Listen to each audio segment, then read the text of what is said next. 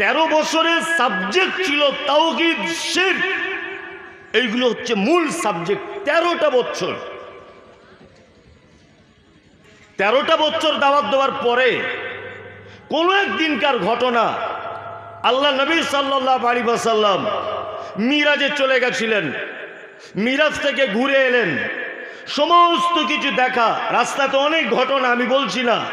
মিরাজ থেকে ফেরত এলেন, ফেরত আসার পরে কোনো একটা পাহাড়ের উপরে সকালবেলাতে উঠলেন। পাহাড়ের উপরে উঠে বিভিন্ন গোত্রেদের নাম ধরে ধরে তিনি ডাকলেন। ডাকার ফলে বললেন, একটা একটা লোককে, আবু জেহেল, আবু লাহাব, ওনাদের উদ্দেশ্যে বলছেন, বিভিন্ন গোত্রেদের উদ্দেশ্যে বলছেন, আমি যদি এখন তোমাদেরকে বলি পাহাড়ের অন্য আর এক কিনারায়, অন্য আর এক সাইটে কিছু শত্রু দল তোমাদের উপরে আক্রমণ করবে বলে উৎ পেতে বসে আছে, তোমরা কি এটা মানবে? বলছে মানবো না মানে? আপনি একদম সত্য কথা বলেন, জীবনে মিথ্যা কথা বলেন না। মানবো না মানে অবশ্যই মেনে নেব।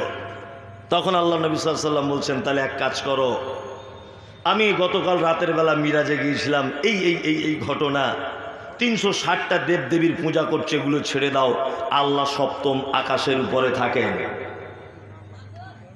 এতদিন পর্যন্ত মক্কার মাটিতে কোনো রকমের অসুবিধা হয়নি, কোনো রকমের থাকতে অসুবিধা হয়নি। অকথ্য ভাষায় গালিগালাজ দিয়েছে, কিন্তু দেশ ত্যাগ করতে হয়নি। যখনই তিনি কথা বলেছেন আল্লাহ সপ্তম আকাশের উপরে থাকে, তোমরা 360টা দেবদেবীর পূজা অর্চনা করা ছাড়ো, তখনই চরম পর্যায়ের বিরোধিতা পৌঁছে গিয়েছে। এক পর্যায়ে আল্লাহ নবী সাল্লাল্লাহু আলাইহি ওয়াসাল্লাম আবু বকরকে সঙ্গী করে মদিনার দিকে হিজরত করতে লাগলেন। আপনাকে এই কথা বোঝাতে চাইছি যে মুহাম্মদ সাল্লাল্লাহু আলাইহি ওয়াসাল্লাম মক্কাতে কারুর টাকা জোর করে লুট করে নিয়েছিলেন বলে মক্কা থেকে তাড়িয়ে দেওয়া হয়নি। কারো জমি জোর করে দখল করেছিলেন বলে মক্কা থেকে পালিয়ে যেতে হয়নি। কোন মানুষকে কটু কথা, অকথ্য ভাষায় গালিগালাজ দিয়েছেন বলে পারিবারিক অশান্তি, রাজনৈতিক অশান্তি, এই কারণে মক্কা ছাড়তে হয়নি। মক্কা ছাড়তে হয়েছে মূলত একটি কারণে, সেটা হচ্ছে এই তৌহিদের প্রতিষ্ঠার জন্যে, এক আল্লাহর হুকুম কায়েমের জন্যে, সত্য কথা প্রকাশ করে দেওয়ার জন্যে মুহাম্মদ সাল্লাল্লাহু আলাইহি ওয়াসাল্লামকে মক্কা ছেড়ে চলে যেতে হলো মদিনাতে। আল্লাহ তাআলা পবিত্র আল কোরআনে কথা বলছেন, অদ্দু লাউ তুদহিনু ফায়ুদহিনুন। নবী, আপনি কখনোই কোশ্চিনকালেও অপরাধীদের সঙ্গে এক জায়গায় বসে গোপনভাবে নীরবতা পালন করে আপনি কথা বলবেন না যে তোমাদেরটাও ভালো আমাদেরটাও ভালো, আপোষ করবেন না। তার মানে আল্লাহ বলছেন নবীকে অদ্দু লাউ তুদহিনু ফায়ুদহিনুন, কখনই আপনি আপোষ করতে যাবেন না। অনেক মানুষ আছে না আপোষ করে, করে কি করে না? অনেক জায়গাতে বেদাত চলছে, মারাত্মক বেদাত, মারাত্মক বেদাত। মৌলভী সাহেবকে জিজ্ঞাসা করছি এটা বেদাত, বলছে করলেও হবে না করলেও হবে। কি বলছি বুঝতে পারছেন না? কি বলছে? বলছি করলেও হবে না করলেও চলবে, অথচ হাদিস কোরআনে তার কোনো অস্তিত্ব খুঁজে পাওয়া যায় না। আল্লাহু আকবার। এইরকম ভাবে আপোষ করা ইসলামে কি হক এবং বাতিলের সঙ্গে আপোষ হবে না। বাতিল বাতিল, হক হক। আজকে বড় আফসোস লাগে, আসলে আমি তো বেশি হাদিস কোরআন জানি না, সামাজিক কথাবার্তা বলি। আমরা হক কথা বলার কারণে, বলিষ্ঠ ভাষায় সহি হাদিস বর্ণনা করার কারণে আমার নিজের চোখে দেখা অনেক মসজিদের ইমাম সাহেবের চাকরি চলে গেছে, গেছে না? অনেক ইমাম সাহেবের চাকরি চলে গেছে। কিন্তু আজ পর্যন্ত আমি দেখলাম না যে কোনো মসজিদে এটা লেখা আছে দেওয়ালে বা রেজুলেশন করা আছে যে বেনামাজি, বিনা দাড়িওয়ালা, সুদখোর, মাতাল এই লোক মসজিদের দায়িত্বে থাকতে পারবে না, এইরকম কোনো জায়গায় আইন করা নেই। আছে বলুন? নেই। সমাজ পুরো উল্টো, পুরো উল্টো দিকে চলছে। কোরআন মাজিদ মুহাম্মদ সাল্লাল্লাহু আলাইহি ওয়াসাল্লামকে বলা হচ্ছে আপনি মানুষের কাছে পৌঁছে দেওয়ার ব্যাপারে যেন আপনার মনে কোনো রকমের ভয় ভীতি কিছুই যেন না থাকে। বিপদের সম্মুখীন হবেন, বাঁচাবে কে? কে? আল্লাহ। রুজি পৃথিবীর কোনো মানুষের দ্বারাতে আসে না, রুজি উপর থেকে আসে।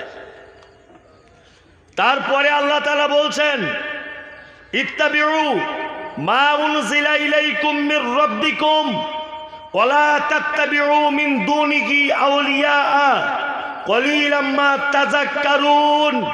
আল্লাহ বলছেন ইত্তাবিউ, তোমরা আনুগত্য করো, মা উনজিলা ইলাইকুম মির রাব্বিকুম, তোমার রবের পক্ষ থেকে যেটা এসেছে অর্থাৎ আল কোরআন, এইটার আনুগত্য করো।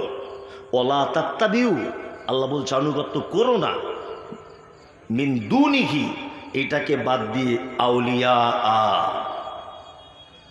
আমরা একটা নাম বলি না, অলি আল্লাহ, বলি কি বলি না যে আল্লাহর অলি, অলি অলি। আল্লাহু আকবার। মানে এমন অলি, অলি দাবি করতে করতে করতে করতে এক পর্যায়ে বলছে যে আমাদেরও নাম কোরআন মাজিদে আছে,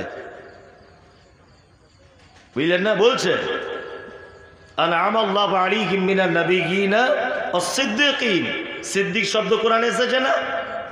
হুজুর এখন বলছে এই আমাদের বংশের নাম কোরআনে আছে। আমি তখন বলছি তোমার যদি এই দাবি হয় তাহলে কালকে তো হিন্দু ভাইরা বলবে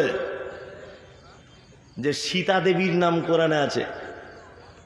কোরআন মাজিদের শব্দ নেই, লি ইলাফি কুরাইশিন ইলাফিহিম রিহিলাতা সীতাই ওয়াস-সাইফ। তাহলে কালকে তো হরিপদ এ কথা বলবে যে আমাদের সীতা দেবীর নাম কোরআন এসেছে, বলবে কি বলবে না? আবু লাহাব তার নাম তো কোরআন মাজিদে এসেছে, এসেছে না? বানি ইসরাইল তাদের নাম তো কোরআন মাজিদে এসেছে। কোরআন মাজিদে এলেই যে ভালো, এটা আপনি বুঝলেন কি করে? অলি। আপনাকে কয়েকটা জিনিস ছোট ছোট করে বোঝাই। যদি বলছেন আমাদের আহলে হাদিস গ্রাম, তো এইসব বক্তব্যের প্রয়োজন নেই। শুনুন, আপনার প্রয়োজন না থাকতে পারে। এই মোবাইলগুলো যে দেখছেন, এই মোবাইলগুলোতে কাল সকালবেলাতে লক্ষ লক্ষ মানুষ বেদাতি মাজার পূজারি তারা শুনবে, তাদের তো অন্তত কাজ হবে, হবে কি হবে না? তাদের কাজ হবে। আপনাকে বলে রাখছি, একটা একটা করে শুনে নেন। অলি, অলি মানে অভিভাবক বা বন্ধু, তাই তো? অলি মানে অভিভাবক বা বন্ধু। আচ্ছা, অভিভাবক, অভিভাবক কাকে বলে? চার দেওয়ালের মাঝখানে তার বেটা থাকে, তার বেটি থাকে, তার স্ত্রী থাকে, তার মা থাকে বৃদ্ধা, তার বৃদ্ধ বাবা থাকে, তার সন্তানাদি থাকে, সমস্ত দায় দায়িত্ব যে বহন করে, মূলত আমরা তাকে অলি বলি বা অভিভাবক বলি, তাই তো? আচ্ছা, অভিভাবকের কাজ কি? অভিভাবকের কাজ হচ্ছে, আমি অভিভাবক বাড়ির, আমার ছেলের পরীক্ষার ফি কার কাছে চাইবে? আমার কাছে চাইবে। আমার ছেলে অসুস্থ, ডাক্তারের কাছে নিয়ে যেতে হবে, কে নিয়ে যাবে? অভিভাবক নিয়ে যাবে। এক কথাতে আমার ছেলে যতদিন না পর্যন্ত উপযুক্ত না হচ্ছে, তার সমস্ত দায়িত্ব বহন করবে কে? অলি, অর্থাৎ অভিভাবক। আমি মমতাজুল ইসলাম, তাই তো? আল্লাহ তাআলা বলছেন ওয়ালা তাত্তাবিউ, তোমরা একেবারেই আনুগত্য করো না, মিন দুনিহি আউলিয়া, আমাকে ছাড়া, কোরআন মাজিদ ছাড়া, আমার নবীকে ছাড়া আউলিয়া অন্য কোনো অভিভাবককে। মুসলমানদের ভিতরে কিছু মানুষ আছে না এখনো আল্লাহ ছাড়া অন্য অভিভাবকের কাছে যায়? যায় কি যায় না? যায়। কত অভিভাবক দেখবেন। আর আমাদের কাছে আল্লাহর অলি হওয়ার ব্যাখ্যা কেমন করে দিয়েছে জানেন? বলছে অলি হতে গেলে 15 বছর জঙ্গলে থাকতে হবে, বড় বড় গোঁফ হতে হবে, গোঁফ যেন বড় হয়, চুল কাটা যাবে না, বগলের গন্ধতে যেন সাইডে টিকা না যায়, গোটা শরীরে ময়লা, নখ কাটবে না হাতের। অলি হতে গেলে কি করতে হবে? না একটা ঠ্যাং এরম ফাঁক করে বসে থাকবে, আর একটা ঠ্যাং গাছের মাথায় বেঁধে রাখবে। অলি হতে গেলে মাথায় জট বেঁধে যেতে হবে। এ হচ্ছে সব থেকে বড় আল্লাহর অলি। আমাদের কাছে এইরকম ব্যাখ্যা দেয় না অলির? অলির ব্যাখ্যা এইভাবে দেয় তো। আল্লাহু আকবার। মানে সমাজ এত রসাতলে চলে গেছে, ন্যাংটো বলি ন্যাংটো উলঙ্গ হয়ে আছে, তারও বলছে 1.5 লক্ষ মুরিদ। মানে জাতির কাছে ন্যাংটো মানুষও অযোগ্য নয়। চলছে অলির ব্যাখ্যা দিচ্ছে। আমি একটা বক্তব্য পাঠিয়েছি জিসান ইসলামিক চ্যানেলকে আজকে। অলির ব্যাখ্যা দিচ্ছেন। অলির ব্যাখ্যা কি? পবিত্র আল কোরআনে দুটো একটা আশ্চর্য কথা বলা আছে, তার মধ্যে একটা আশ্চর্য কথা হচ্ছে এই কি, এটা আপনি পেয়ে যাবেন সূরা আল ইমরান 49 নম্বর আয়াতে। আল্লাহ তাআলা এখানে ঈসা আলাইহিস সালামের কথা বলতে গিয়ে বলছেন যে ঈসা আলাইহিস সালামকে ক্ষমতা দেওয়া হয়েছিল যে তিনি মৃত মানুষকে জীবিত করতে পারতেন। এটা শুধুমাত্র মুজিজা কার? ঈসা আলাইহিস সালামের। তবে ইব্রাহিম আলাইহিস সালামের ব্যাপারে ঘটনা পাওয়া যায় যে তিনি কবুতরকে জবাই করে আবার তিনি প্রাণ দিয়েছিলেন, এই ঘটনা পাওয়া যায়, বিভিন্ন ঘটনা, তাই না? তবে নবীদের জন্য এটা খাস। এইবার আপনাকে একটা জিনিস শোনাচ্ছি, শুনে দেখুন তো এটা বিশ্বাস হয় কি না হয়। মানে এ কথা কারা বলবে? আমি বলতে যাচ্ছি আর আমার নামে উল্টো পাল্টা কথা, যেখানে যাচ্ছি গাড়িতে ইট মারছে।